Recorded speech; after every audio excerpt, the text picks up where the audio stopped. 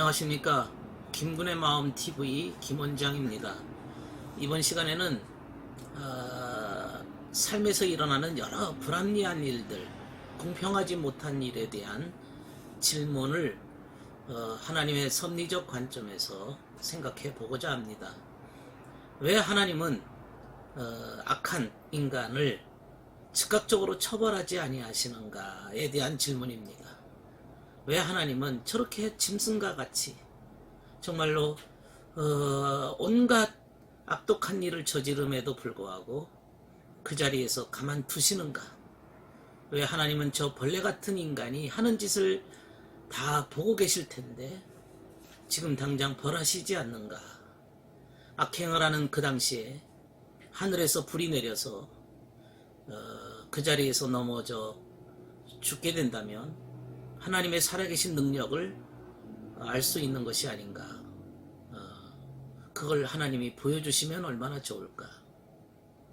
사실 이런 질문은 주님의 제자들이 주님의 복음을 받아들이지 않는 모습을 보면서 그렇게 주님께 질문을 했던 경우도 있습니다. 또 어떤 자들은 말하기를 왜 하나님은 저렇게 방탕한 자가 높은 자리에 오르고 정상에 도달해서 오히려 정직하고 올바른 자들은 멸시와 천대를 받으면서 억압을 당해야만 하는가에 대한 그런 질문을 던지기도 합니다. 왜 공평하지 않느냐 이거죠. 오히려 악한 자가 잘 되고 선한 자들은 왜 이렇게 고통을 당하고 있는가. 세상에 이런 불합리한 일들이 왜 이렇게 벌어지느냐. 정말 하나님이 살아계시는가. 그런 질문입니다. 다른 사람에게 피해를 주고 사기를 치고 불법으로 온갖 꾀를 가지고 명예를 얻고 벼슬자리를 얻고 높은 자리에 오른 자가 대중 앞에서 말하기를 입으로는 내가 다른 사람의 도움을 받아서 이렇게 됐다고, 하나님이 도와주셨다고, 나는 좋은 집안의 후손이거나 특별한 존재라고 이렇게 떠들어댑니다. 그리고 그 시간이 지나고 난 다음에 그의 삶을 가만히 보면 그는 지난날에 말했던 겸손과는 전혀 다른 행동을 보입니다. 결국에는 하나님과 멀어지고 아주 교만한 자리에 앉아서 아주 이제 그 다른 사람을 짓밟는 경우도 봅니다. 초기에는 그 목적을 달성하기 위해서 수단과 방법을 가리지 않고 다른 사람 앞에서 겸손하게 엎드리기도 하고 인사를 하고 큰 길거리에서 무릎을 꿇고 절을 하는, 그래서 표를 이렇게 구걸하는 국회의원들처럼 하는 모습을 보입니다. 그러나 결국에 그들이 당선되고 그들이 시장이 되거나 국회의원이 되거나 어떤 자리에 도달하게 되어지면 결국에는 오히려 자신이 표를 달라고 구걸했던 그 사람을 더 힘들게 하고 하는 모습을 보게 됩니다. 그가 수단과 방법을 가리지 않고 목적했던 바는 무엇인가? 그 목적을 알고자 한다면 그가 그 부귀와 명예와 그 위치에 도달했을 때 이제 그가 그 가지고 있는 지위를 어떻게 사용하는가를 보면 알 수가 있습니다. 과정보다 이미 목적지에 도달했을 때 그의 목적이 명예 자체이고 그 지위 자체이고 돈이라면 이제 더 이상 자신의 그 목적지에서 타인을 위해서 봉사하는 삶은 사지 않을 겁니다. 그는 명예가 목적이고 돈이 목적이고 그 위치가 목적입니다. 그 목적을 가지고 선용하거나 남에게 베풀거나 다른 사람을 위해서 봉사하는 그러한 자세는 보이지 않습니다. 단지 그간에 했던 모든 말이나 그가 했던 모든 좋은 일들은 다 수단에 불과합니다. 그 위치에 도달하기 위한 수단입니다. 이렇게 수단과 목적을 우리는 잘 볼 수 있어야 됩니다. 목적에 도달한 그 결과를 어떻게 활용하는가, 이게 중요한 거죠. 그러나 그가 낮은 자리에 있을 때 봉사하고 수고한 거 가지고는 그의 목적적인 행동을 잘 알 수는 없습니다. 수단은 굉장히 좋아 보이지만 목적에 가서는 그의 결과가 드러나는 것이죠.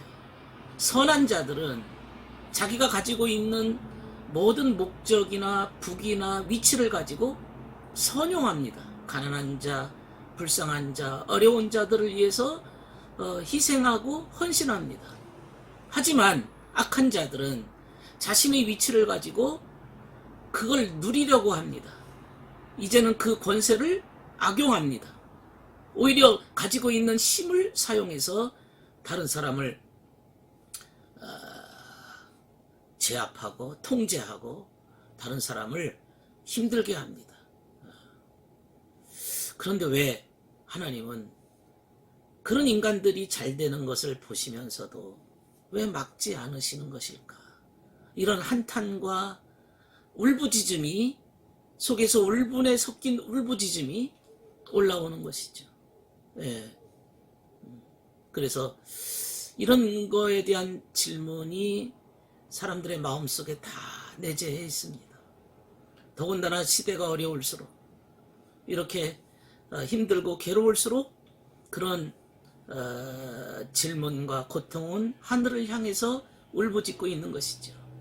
그런데 왜 하나님이 막지 아니하셨을까요? 그것은 하나님의 오래 참으심입니다. 하나님께서는 인간이 악용하는 것도 아십니다. 탐욕에 쌓인 자가 재물을 끊임없이 모으고 이용해서 자신의 그 이득을 취하는 모습도 아십니다. 다른 사람을 사기치고 자신의 쾌락을 즐기기 위해서 가정을 내팽개치고 자녀들을 힘들게 하고 그런 모습을 하나님은 아시고 보고 계십니다. 하나님은 인간의 하는 짓거리를 다 살펴보십니다. 그것을 감찰하신다. 하나님께서 아시는 것, 모든 것을 다 보고 계시고 모든 것을 다 알고 계십니다. 하나도 모르는 게 없습니다. 예. 하나도 모르는 게 없습니다. 우리들의 머리카락까지 세신 바 되었다고 하셨습니다. 이 머리카락까지 세셨다. 하나님께서 모든 것을 아시지만 오래 참으십니다. 그 오래 참으시는 것 때문에 아직 그가 즉각적으로 형벌을 받지 않는 것입니다. 처벌을 받지 않는 것입니다. 하지만 말입니다. 죄에는 반드시 형벌이 따른다고 성경에는 말씀하고 있습니다. 형벌이 따릅니다. 그가 이 세상에 사는 동안에는 벌을 안 받을 수도 있습니다. 하나님의 오래 참으심이 이 세상에 사는 동안에 그를 처벌하지 않는 경우도 있습니다. 그러나 하나님의 오래 참으심은 이 세상에서만 끝나는 게 아니고 저 세상에 이르도록 그때 가서 처벌받는 사람이 있습니다. 하나님이 왜 오래 참으실까요? 그것은 깨닫기를 기다리시는 거지. 깨달음을 얻도록 하시는 방법에 불과합니다. 깨달으면 됩니다. 그러나 그가 깨닫지 못하고 돌이키지 않으면 그가 죽음 저편의 나라에 가서도 형벌이 따른다는 사실입니다. 어떻게 저 세상에서 벌을 받는 걸 알 수가 있냐? 저 세상의 형벌이라고 하는 거, 그것은 그 증거, 그 저 세상에서 형벌이 있다고 하는 증거는 모든 사람들의 마음속에 이 형벌에 대한 두려움을 안고 있습니다.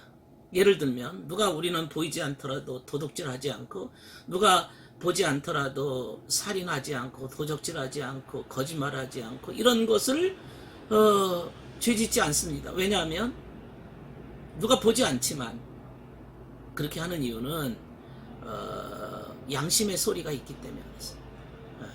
그 양심의 소리를 어기면 처벌에 대한 두려움을 갖습니다. 네. 언제요? 저 세상에서 처벌이 온다는 것을 사람들은 다 알고 있습니다. 이 세상에서 바르게 안 살면 저 세상에 가서 반드시 처벌이 있다는 사실을 모든 사람들의 마음속에는 이미 내재해 있는 거예요. 그것은 배우지 않더라도 다 천하만민이 갖고 있습니다. 양심을 어기게 되면 마음이 아프고 죄책감에 시달립니다. 또 사람의 마음속에 나쁜 생각에 시달리기도 합니다. 하지만 우리들은 이 악한 생각 때문에 처벌받는 게 아니고 그것이 행동으로 나타났을 때, 열매가 맺어졌을 때 인간들은 처벌의 대상이 되는 것이죠.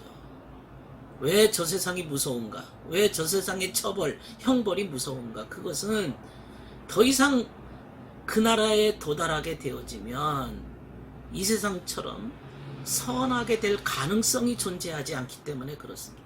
세상에서는 내가 마음을 돌이킬 수도 있고 반성할 수도 있고 깨닫고 다시 새 출발할 수가 있지만 이미 저 세상에 가게 되어지면 변화의 가능성이 없다는 것이죠. 선해질 가능성이 없습니다.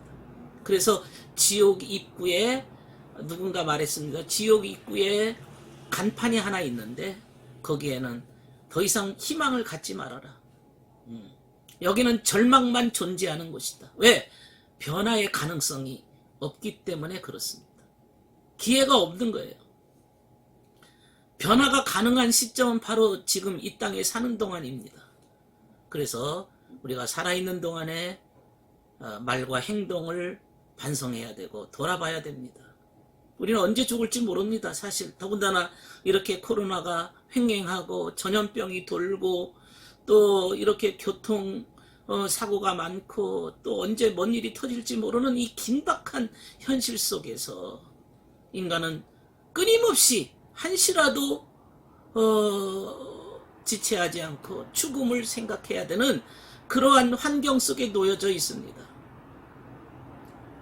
저 세상에 형벌이 있다는 사실을 기억해야 됩니다. 그러면 왜 이 세상에서는 형벌이 없거나 지연되느냐? 그 이유에 대해서 말씀을 드리겠습니다. 왜 이 세상에 그런 형벌이 없을까요? 형벌이 있는 사람도 있지만 없는 사람도 있습니다. 그는 인간의 자유의지 때문에 그렇습니다. 자유의지라고 하는 것은 인간이 선택할 수 있는 권한입니다. 하나님이 인간에게 그런 권한을 부여하시고 그것을 파괴하지 않습니다. 세상에 사는 동안에는 그의 선택을 허용하십니다.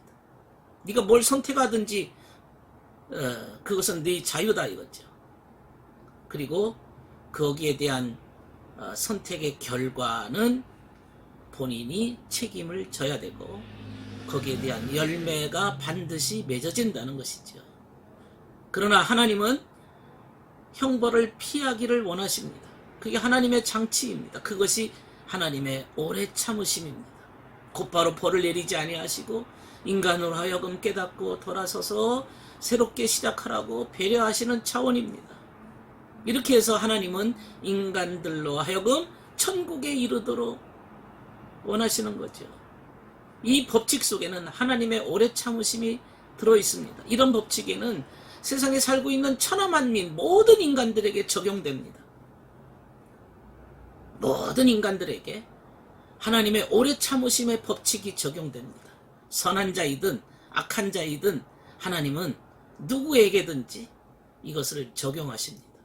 그래서 하나님의 이 법칙에 오래 참으심의 법칙에 대해서 깨닫고 돌아서는 자들은 복이 있는 자들입니다. 그러나 이런 법칙을 악용하고 하나님이 살아계시지 않은 것처럼 하나님이 마치 없는 것처럼 안 보시는 것처럼 이렇게 스스로 착각하는 자들은 이런 자들은 언젠가 처벌의 대상이 된다는 사실을 생각해야 됩니다. 이렇게 제가 말씀드리고 있는 이 시간에도 이런 말씀을 말하고 있는 저 자신조차도 두려움의 말씀입니다.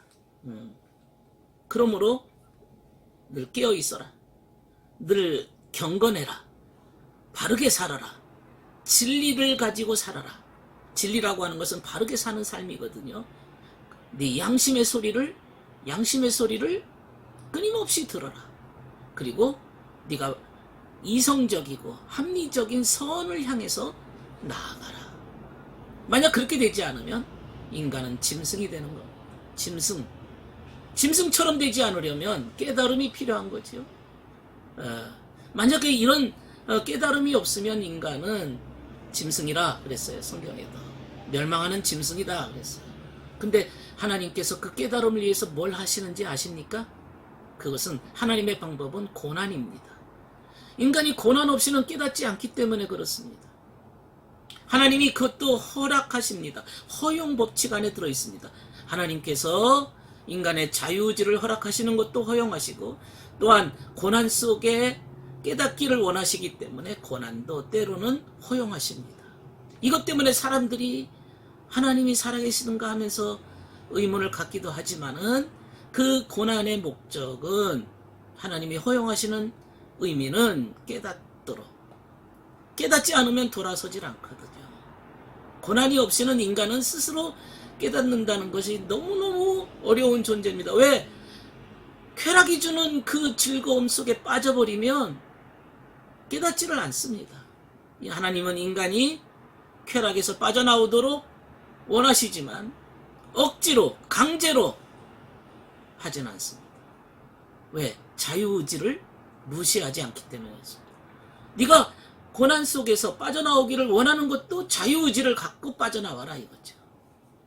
자유의지를 가지고 빠져나와라. 네가 간절하게 부르짖고 간절하게 하나님을 찾고 진리를 찾아서 네가 그 고난 속에서, 아니 그 쾌락 속에서 빠져나오라 이거죠. 억지로 이렇게 해가지고 그 사람이 잘못을 깨닫겠습니까? 마치 탕자가 돼지우리를 치는 쥐업 열매를 먹는 환경 속에 놓여졌을 때도 그가 깨닫고는 내 아버지 집에는 먹을 것이 많다고 깨달음을 얻었을 때 스스로 돌이켜서 자유의지를 가지고 아버지 집으로 돌아오는 것 아닙니까? 아버지가 강제로 끌어다가 집으로 데려다 놓는 거 아니지 않습니까? 우리는 하나님의 법칙, 오래 참으심의 법칙을 기억하고 살아야 될 것입니다. 오늘은 인간 세상에 일어난 여러 가지 부조리한 부분, 불합리한 일들에 대한 하나님의 처방, 그리고 인간이 이것을 어떻게 이해해야 되는 것인지에 대한 의문을 한번 생각해 보았습니다. 오늘 하루도 평안한 하루가 되시기를 바랍니다. 좋아요와 구독을 눌러주시면 더욱더 감사하겠습니다. 들어주셔서 감사합니다.